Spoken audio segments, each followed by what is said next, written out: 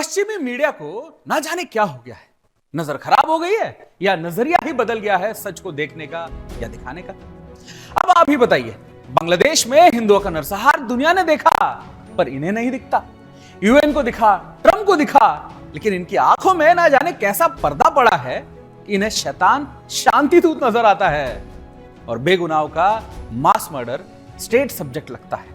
पहले हत्यारा मोहम्मद यूनुस को शांति का नोबेल पुरस्कार दे डाला और अब लंदन वाला मीडिया हाउस द इकोनॉमिस्ट के खून के प्यासे बांग्लादेश को कंट्री ऑफ द ईयर चुना गया है। दुर्भाग्य यह है कि लंदन वाली मीडिया को ना इंग्लैंड दिख रहा है, ना जर्मनी दिख रहा है, ना बांग्लादेश दिख रहा है। वो कहते हैं कि बकरे की मां कब तक खैर मनाएगी।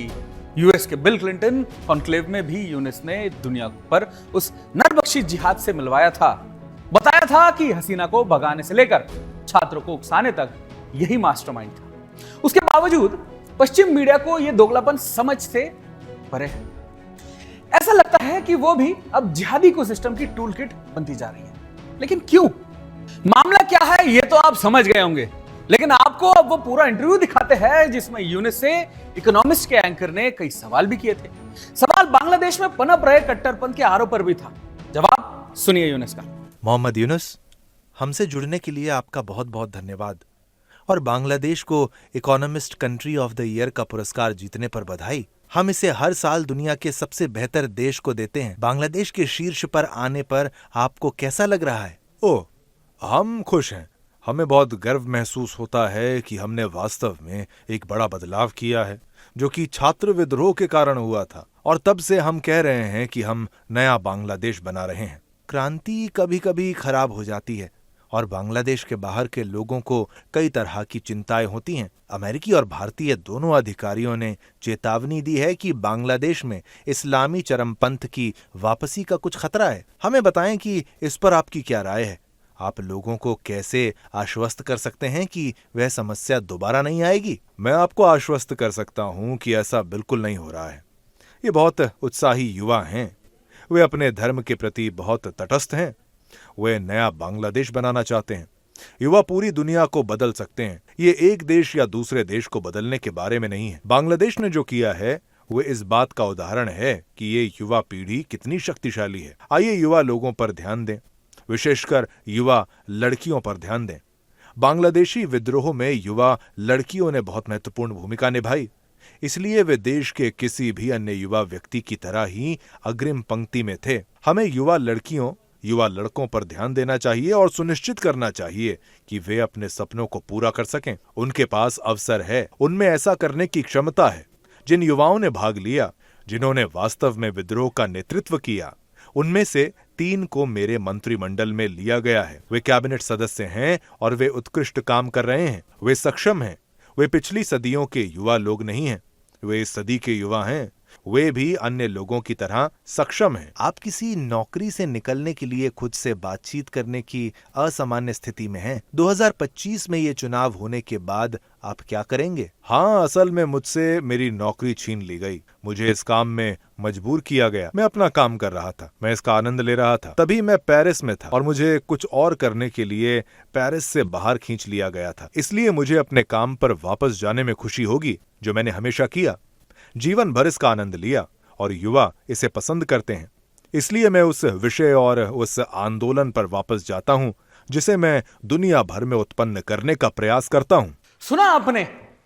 अब आप ही सोचकर देखिए कि जिस देश में मानवाधिकारों को मजहबी जूतों के नीचे कुचल डाला गया, अल्पसंख्यक हिंदुओं के मौलिक अधिकारों के पन्नों को फाड़कर फेंक दिया गया, उनकी आस्था पर रोज हमले हो रहे हैं, उनके जीवन के अधिकार छीने जा रहे हैं। इसकी निंदा करने के बजाय बांग्लादेश को पुरस्कार दिया जा रहा है। हालांकि इकोनॉमिस्ट अकेली जिहादी को सिस्टम की टूलकिट नहीं है, और भी है। उनका एजेंडा और उनकी प्रोपेगेंडा समझने की जरूरत है, क्योंकि इस नफरती टोली के रडार पर हिंदुस्तान भी है। कैसे? अब आपको ग्राफिक्स के माध्यम से समझाने का प्रयास करते हैं। अब आप देखिए, हत्यारे बांग्लादेश को सम्मान आखिर क्यों दिया जा रहा है?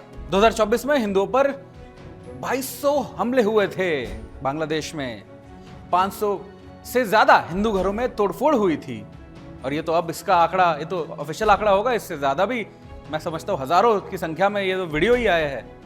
उसके बाद 100 से ज्यादा मंदिरों को तोड़ा गया है बांग्लादेश में। उसके बाद चिन्मय कृष्णदास जी, जो कि वहां के हिंदू नेता थे, और भी जो संत है, उनको गिरफ्तार कर लिया गया, उनको वकील तक नहीं जाने दिया गया। फिर 2006 में यूनेस्को शांति का नोबेल पुरस्कार दिया था इस हिंदू हत्यारे को। फिर उसके बाद बिल क्लिंटन कॉन्क्लेव में इसे बताया था। फिर उसके बाद कंट्री ऑफ द ईयर अब इसको एंड में सम्मानित किया जा रहा है, इस अवार्ड से इनको सम्मानित किया जा रहा है दोस्तों। तो आप समझ सकते हैं कि ये इकोनॉमिस्ट कोई अकेला नहीं है, ऐसे बहुत सारे टूल किट है इस पूरे किट में। ना जाने इस हिंदू हत्यारे यूनिस ने विदेशी मीडिया को कैसे बाटले में उतार लिया है। वो पाप पर पाप किए जा रहा है और वो इसे अवार्ड पर अवार्ड दिए जा रहे हैं। लेकिन भारत उसकी नीयत समझता है, रिश्ता ही कुछ ऐसा है। हम रिश्ते में क्या लगते हैं बांग्लादेश के, जानते हैं ना? आपको याद है हमने कई बार जागो में बांग्लादेश के हिंदुओं पर हो रहे नरसंहार पर आवाज उठाई थी। हमने कहा था कि अगर बांग्लादेश की जिहादी सरकार अपनी हरकतों से बाज नहीं आई तो भारत को इसके खिलाफ एक सशक्त आवाज उठानी पड़ेगी। उठ गई आवाज। सुदर्शन की खबर का असर से अब पूरा देश जाग रहा है, देश भर में एक गूंज उठ रही है। जानते हैं क्या है? सबक सिखाने की, रास्ते पर लाने की, हत्यारे बांग्लादेश को कंगलादेश बनाने की बॉयकॉट बांग्लादेश की मुहिम चल रही है। जी हां, दिल्ली के कश्मीरी गेट के व्यापारियों ने 2 टूक कह दिया है, बॉयकॉट बांग्लादेश। 20,000 से ज्यादा दुकानों के मालिकों ने बांग्लादेश के साथ अपना व्यवहार पूरी तरीके से बंद कर दिया गया है। संदेश साफ है, मैसेज क्लियर है, लाउड एंड क्लियर है कि जब तक बांग्लादेश अपने किए अत्याचारों का पश्चाताप नहीं करता तब तक भारत इस देश के साथ किसी भी तरह की व्यापारिक संबंध नहीं रखने वाला। कश्मीरी गेट के इस बाजार में 2000 दुकानें बांग्लादेश का माल निर्यात करती थी, लेकिन अब उन सब ने यह निश्चित किया है कि बांग्लादेश में उनका कोई व्यापारिक लेन देन नहीं होने वाला है। यह कोई छोटा मोटा बाजार नहीं है, यह भारत के व्यापारियों का प्रतिरोध है जो अब पूरे देश में गूंज रहा है। याद रखिए, यह केवल एक शुरुआत है। जब तक बांग्लादेश अपने कुकृत्यों पर माफी नहीं मांगता, जब तक हमारे हिंदू भाइयों बहनों पर हो रहे अत्याचार नहीं रुकते, हम बांग्लादेश के साथ किसी भी प्रकार का रिश्ता को स्वीकार नहीं करेंगे। अब चुप्पी नहीं, बदला होने वाला है। हिंदुओं का, मंदिरों टूटने का, बेटियों का, माताओं का, संतों का और इस्कॉन का, सबका बदला लेगा आपका और मेरा हिंदुस्तान। सुनो बांग्लादेश, अपनी हरकतों से बाज आओ, सुधर जाओ, क्योंकि ये लड़ाई हमारे हिंदू भाइयों की सम्मान की लड़ाई है और हम इसे जीत कर रहेंगे।